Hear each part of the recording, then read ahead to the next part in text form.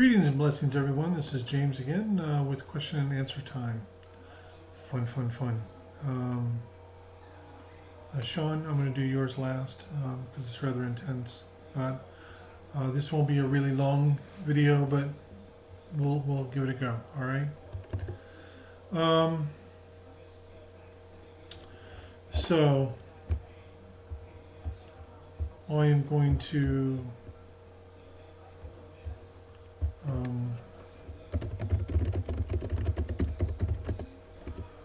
The main meaning of the number 7. So this is for Nevin Mack. Spiritual. It's the one word meaning. Now there can be other meanings depending upon if it's a personal year, a life path, things like that, but just the 7 on its own, spiritual.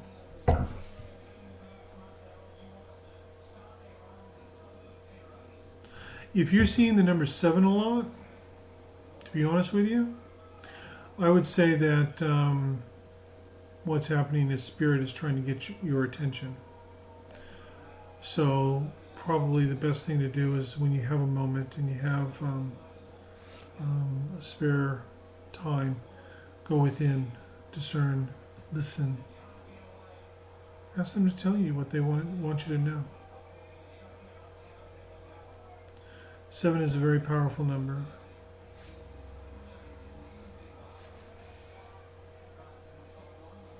So basically it means Spirit, and I would say Spirit is trying to contact you, trying to pass on information to you about your own path.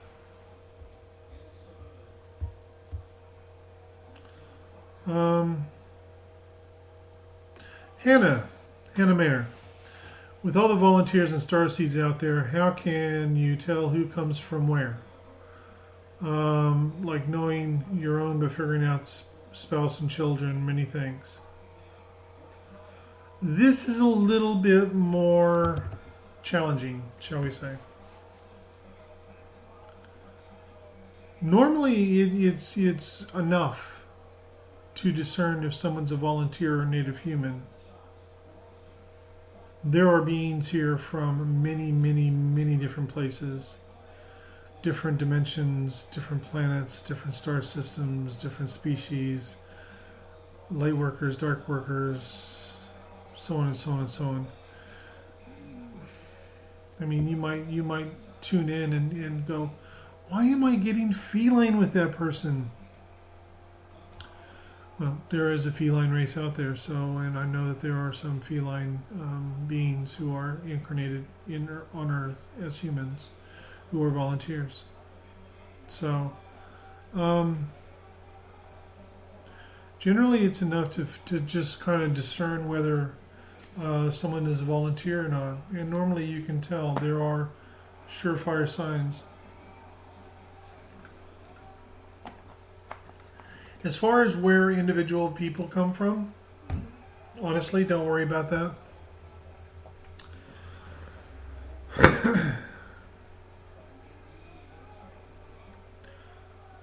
I've met people from the Pleiades, from Orion, from Arcturus, from Sirius, from Alpha Centauri, reptilians, felines, so on and so on and so on and so on.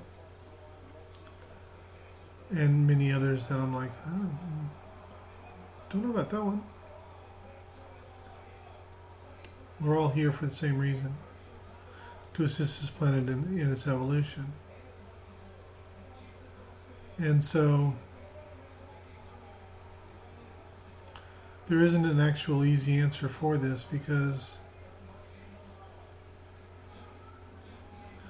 each one has a significant energetic signature that for most of them is very well hidden.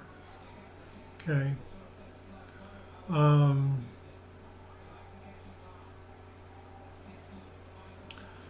Honestly, I would not worry about it at all. I don't really see where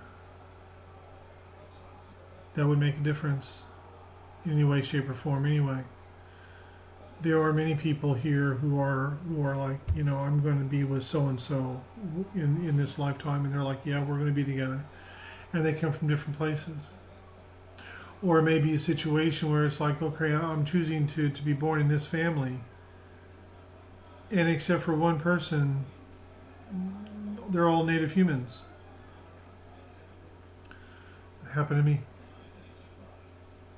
So don't worry about that type of stuff. That's fine. Trust me. It's neither here nor there.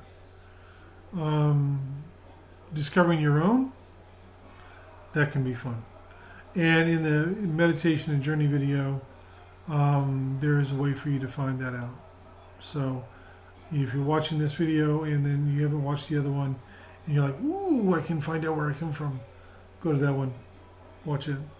Yeah, it's very good. Okay, let's see here.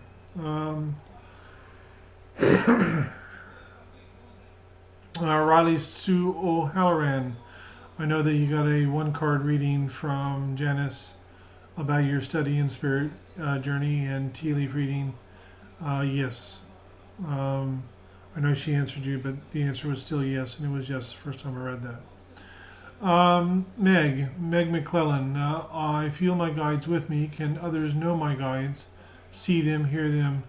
Can I go somewhere for someone to show me their insight as to what guides they see and hear? That's an interesting question, Meg. To be honest with you, I do have the ability to access people's guides. In the guidance scroll, I actually tell people about 3 of their guides. I even bring through a message from their guides. The guides are not hidden. Okay, they're not in hiding or anything. And it's like you could have a guide that's your guide, and hypothetically, let's say your best friend in your life, your guide was one of their guides in another lifetime. It does happen. Again, in the meditation and journey video, you can go in there and meet with your guides and things like that. It really comes down to what you want to do.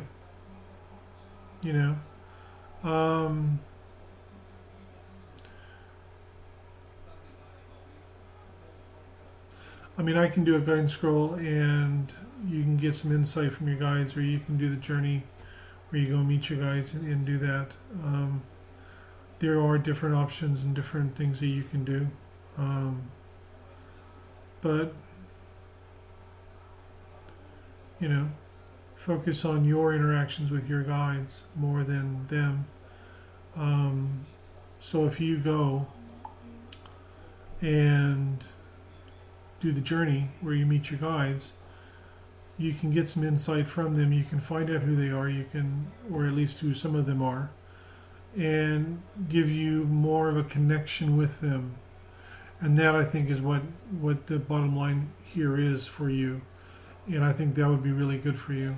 Okay, so I would encourage you to have a look at the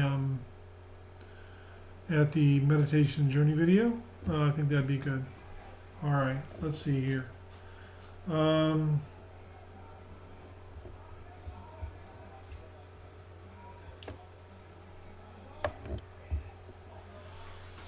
Michelle Akram. I wish to have a strong connection to my guides. What are the best ways to do this? I talk to them often, but I don't know who they are. Again, I'm sorry for saying this in this way, but the journey to meet your guides, which is on the meditation and journey video, really simple journey to do to meet your guides. I know for a lot of people, this is something that makes a lot of people cranky, really angry too, that their guides are there, but they're not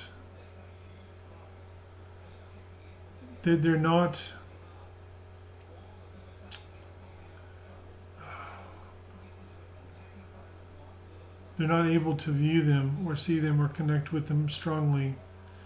And many times it has to do with your own beliefs, and it has to do with what you feel inside yourself. And, if you feel like you're very limited and you feel like you're not worthy, all of these types of things, these are things that can actually put up barriers between you and your guides. So you need to understand and realize that you are worthy, that you are sacred, and that they are here to help you. They're not here to help Joe Blow who lives in China. They're here to help you. So you have to recognize the fact that you are sacred enough that you have guides here helping you for your path, on your path. And it's bloody amazing. Whether it's a family member who you've had in this lifetime who's crossed over, or someone that you've shared a lifetime with, say 4,000 years ago, or an extraterrestrial being who is here helping you, or an angelic. You deserve it. So watch that video and do that journey for the guides and see what that does for you. And I would love it if you put that out out for the group to see and for them to hear. And if you have questions around that after you've given it a go a few times, ask your questions. I'm more than happy to assist and help in any way I can. All right. Danielle, I will be typing your message out shortly. Becky Dodunsky. Becky Dodunsky. I'm not religious, so I wonder about the whole Jesus thing. Like when I watched the movie they made, I was horrified and I thought it's either all a lie or they only choose to believe the horrible gory bits, and there was way more to the story than what has been portrayed. What do you think? I'd love to know.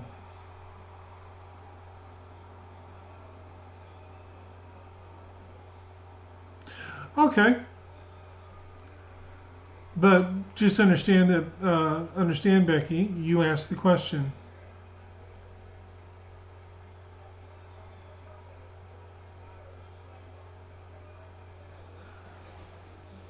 I watched the Mel Gibson movie many years ago in Brisbane on Jesus, and it was horrific.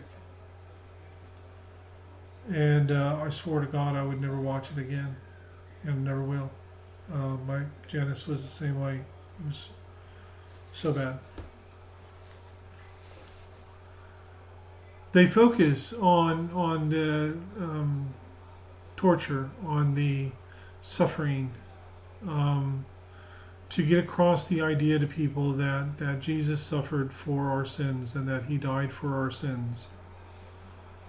But now I'm going to blow the whole thing out of the water, and I'm sure that there may be some people who's going to not appreciate this very much.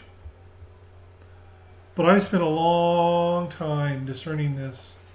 I have channeled Yeshua ben Joseph, or as we all know him, Jesus Christ, Jesus the Christ, for more than 20 years.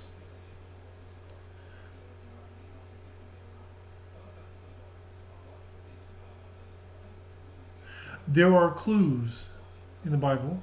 There are clues in the ancient texts. Clues that people miss. There's a story in the Bible of when Jesus was a young boy. He was in the temple discussing and debating religious topics with the Sanhedrin, the priests of the temple. How many people really think about that? Because it's quite obvious and evident that the priests of the Sanhedrin never believed in any way, shape, or form that Jesus was the Messiah or anything else. And then I started thinking, I'm like, wait a minute here. If Jesus was in the temple discussing these things with the high priest, and Mary and Joseph are in the temple and they're looking for him, and they finally find him in there doing his thing, Now I know we were told in the Bible that Joseph was a carpenter, and perhaps he was, but I also believe he was a rabbi, and that he was actually quite high up in the Jewish faith. What other possible explanation could there actually be that Jesus, right, that Jesus would be in with the Sanhedrin discussing religious things? If Joseph was high up within Judaism and went to the temple often on religious business and knew the priests of the Sanhedrin, then by all means it makes perfect sense that Jesus would be in there discussing religious things with them. Makes sense. So you have to take this one step further. If that is the case, then it goes to show that the family would have had a family crypt. In fact, not too long ago, well, it's been a few years ago now, they discovered what they believe is the family crypt of Yeshua and his family, Joseph, Mary, all of them, under an apartment complex in Israel. The inscriptions on the boxes that they do the burials in had all the names of everybody that it should have had.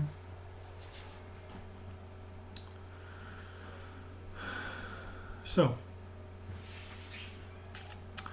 then we're told that Joseph of Arimathea very quickly had a crypt created and convinced Mother Mary to allow Jesus to be buried in his prepared crypt. And I got to thinking about this. I'm like, wait a minute. Most every family has a family crypt. I mean, even if you don't find it today, 2,000 years ago, 3,000 years ago, it was commonplace. They routinely buried those who had passed in their family in the same area, in the same place. Why? Why would Mother Mary agree for Jesus to be buried in a separate crypt? I believe Jesus was prepared. Jesus was an Essene rabbi, as was John the Baptist, as was Joseph, his father, I believe. And he taught. And his message was all about love, that the kingdom of heaven is within. It's not outside of ourselves. It's not separate from ourselves. It's within us, in our heart. And yes, I do think that he was crucified. But most people don't know this, because I don't share it that often. But for this, I'll share it. Why not? I have nothing to hide, to a certain degree. I believe that Mary Magdalene and Jesus were married. I believe at the crucifixion, Mary Magdalene was pregnant with a child. I believe that Judas, who led the Roman soldiers to Jesus, did so on the orders of Jesus. He never betrayed Jesus at all. And in fact, when you see the stories, it's actually, Jesus is saying that, he's going to betray him at the Last Supper, Jesus already knew. And that's because he told Judas to do it. Jesus had gone as far as he needed to go with his ministry, quote unquote.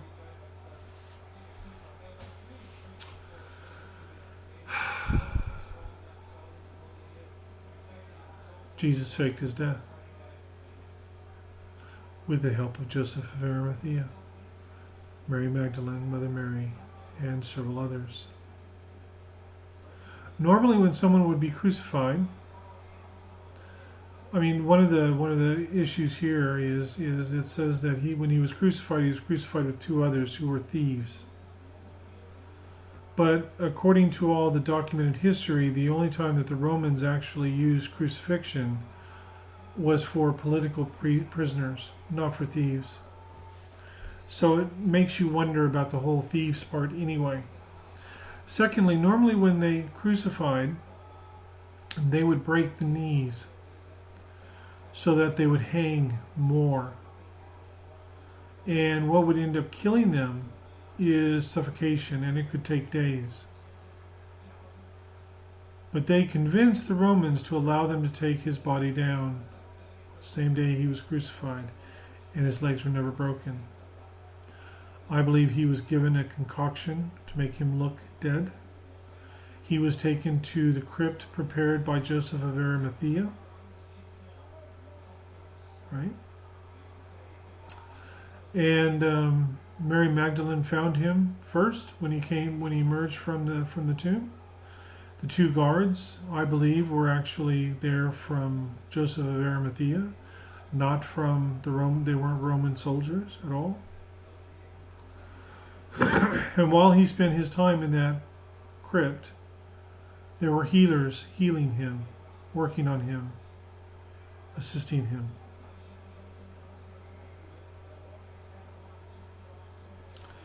He then told Mary Magdalene to go tell the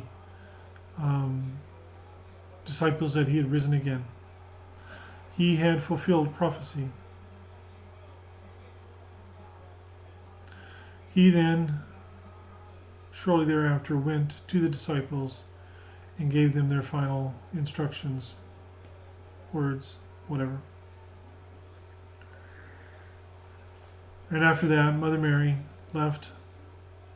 Mary Magdalene left. Sarah. And Jesus went back in and continued his healing for a while. Although he never got to live with Mary Magdalene again, he did visit her from time to time, and they did have at least 2 children.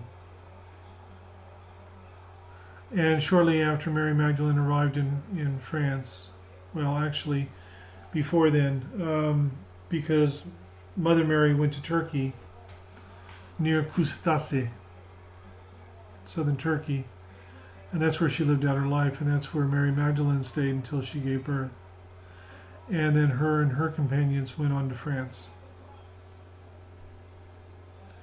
Jesus, although did travel to France and spend time with Mary on numerous occasions, he also traveled many other places as well and did everything that he needed to do. And now here's the real kicker.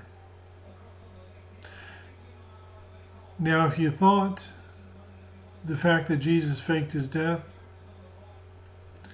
is mind-blowing, this next one's going to blow your mind even a little bit more.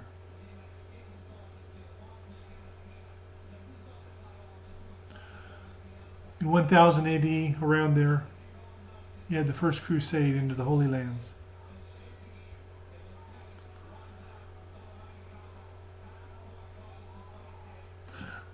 There were a group of Knights Templar in France, southern France, and a priest sent them on a mission. So the priest knew things, and those Knights Templars knew things that nobody else knew.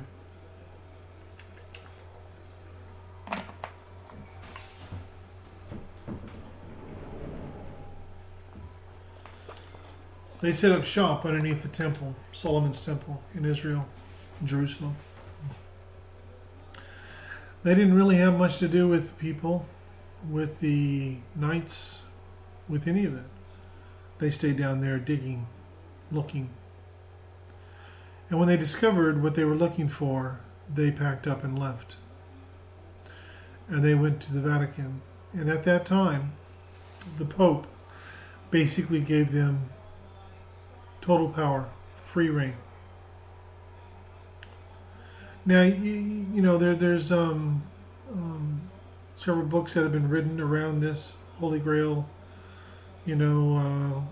cup, or the like Dan Brown's book where the Holy Grail is Mary Magdalene, and it's a female womb and all of that.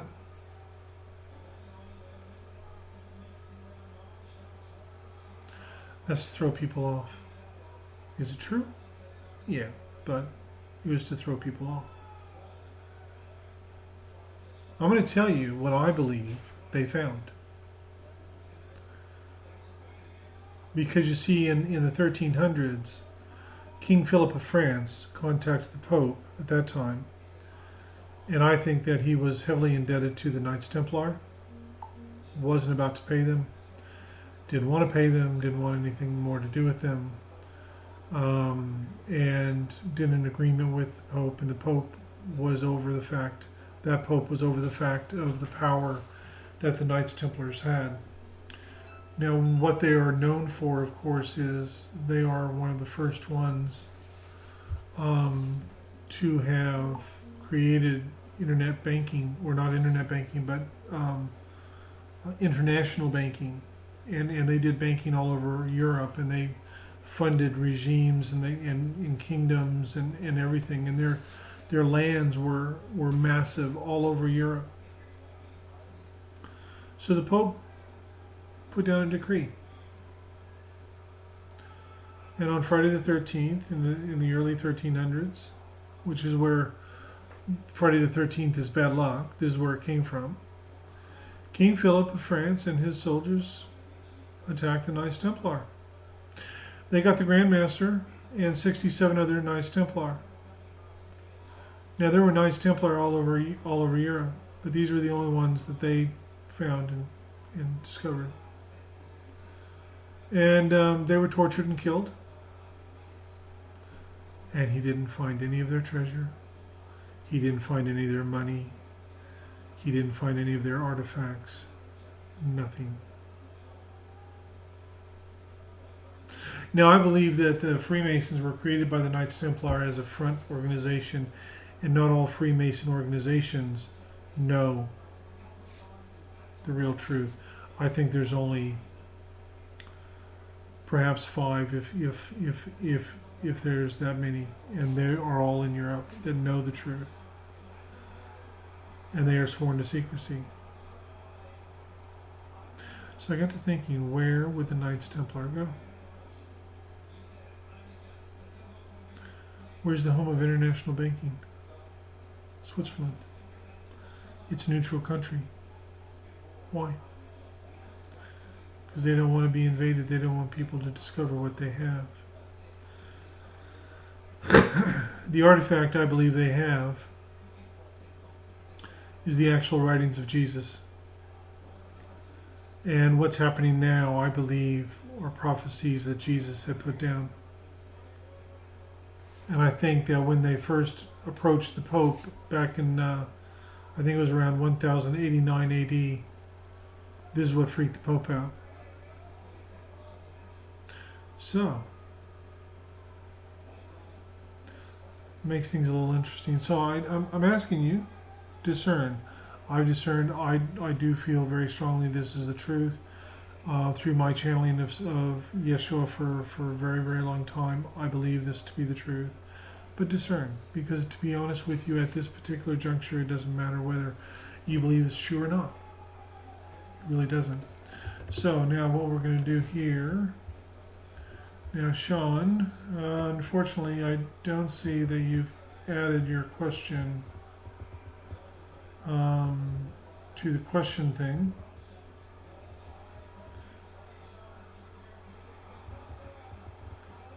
So I want to, I would rather read it out.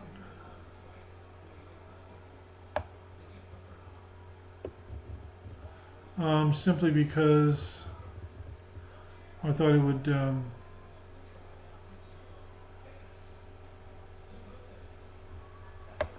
no, that's from you on eating.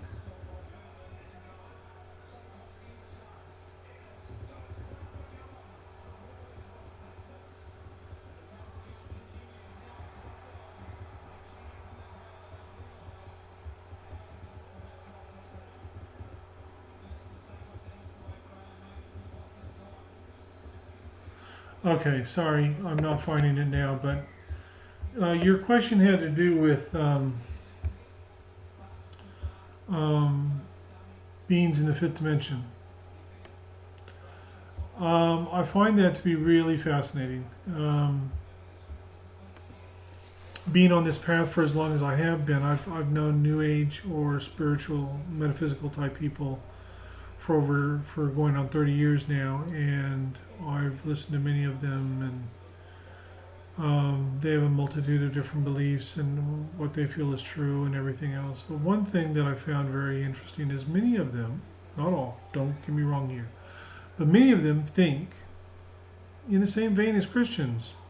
Christians think that once they leave here, they get to go to heaven and everything's going to be beautiful and perfect. And, oh, it's just going to be heavenly. And many in the New Age movement feel the same way. It's like, well, we'll go there and there won't be any duality and everything will be hunky-dory and it'll be perfect. There are beings of duality in the fifth dimension. There are beings who are of darkness and of light in the fifth dimension. There are beings who don't serve light or dark at all in the fifth dimension. Furthermore, there's beings in the fourth dimension. Now, the fourth dimension around this planet is what we call the near realms. That's where when someone crosses over, that's where they go. That's where they work out whatever they need to work out. They get together with their guides and go over their life. They plan for their next incarnation, everything from the near realms, which is basically the fourth dimension around this planet. But beyond this planet, beyond this sphere, if you will, the fourth dimension is like any other dimension. Okay.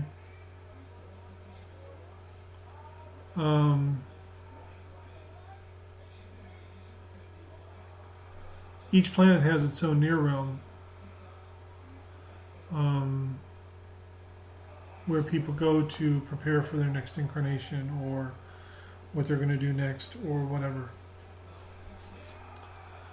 There are beings in the fifth dimension who are of darkness, who are not nice, shall we say. They cannot simply interfere with people here, though. This planet is under quarantine.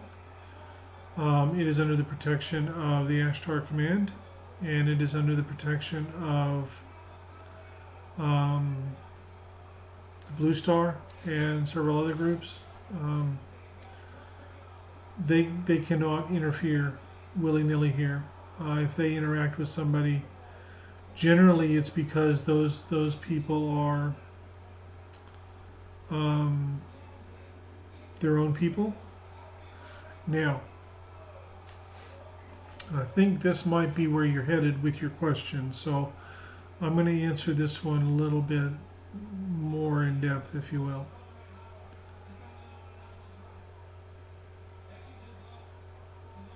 In the videos on star seeds and light workers, dark workers, and everything, I went over, like the difference between what the light worker focuses on and what the dark worker focuses on. But now there are dark workers who are not bad individuals. They are actually serving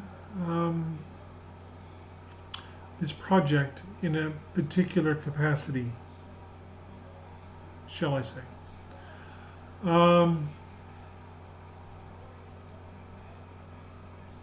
So they test. There are beings of light and beings of darkness who are what I term testers, and they test us. I used to be tested a lot in my life, a lot. Janice was tested a lot. And as we continue to move forward and continue to evolve, continue to remember, continue to open ourselves up, we get tested even more. They present stuff and it's like, okay, here you go. Now, are you going to discern? What are you going to choose? So they wait. They wait to see what you're going to choose, what you're going to discern. Or are you going to actually discern? Or are you going to ignore? Are you going to make your choices from up here? You're like, but I want this and I want that. And you're like, okay, well, let's test it. Let's see if you really do want that. So no one of darkness can come and just harm people, because they don't do that. Not here. Not because of the quarantine that's around the planet. But some of them are testers, and they will test not only dark workers, but they'll test light workers. And they test those who aren't light or dark workers, like myself and Janice. And we all get tested. When you start passing your tests, when you start discerning more and more and more, and really focusing yourself around those things, more will be given to you. But when more is given to you, you go through more tests. Yeah, it's a little annoying, I know, but it's part and parcel of being here. We don't get to come here and have full memory of everything about ourselves. And many of us are here doing something very special for the planet. A lot of us are. And they have to make sure that you're ready to do those things. So the more you focus on discerning and going from your heart and things like this, the more will be given to you. The more you'll be tested too. Are you still going to go with your heart? Are you still going to discern? Are you still going to make the higher choice? Are you going to ask the question, what would love do? So yes, they're out there. There is duality. And it's fine. I hope this has answered your questions. Perhaps I've given you a little bit more than you bargained for, but it's all good. Many blessings to you. Feel free to share the videos as you want with your friends, with other groups. Do whatever you wish with the videos. They are free to have for anyone to view. All right. Many blessings, love and light to you all. You are all very blessed individuals, and you need to start living as such. All right. Have a great evening.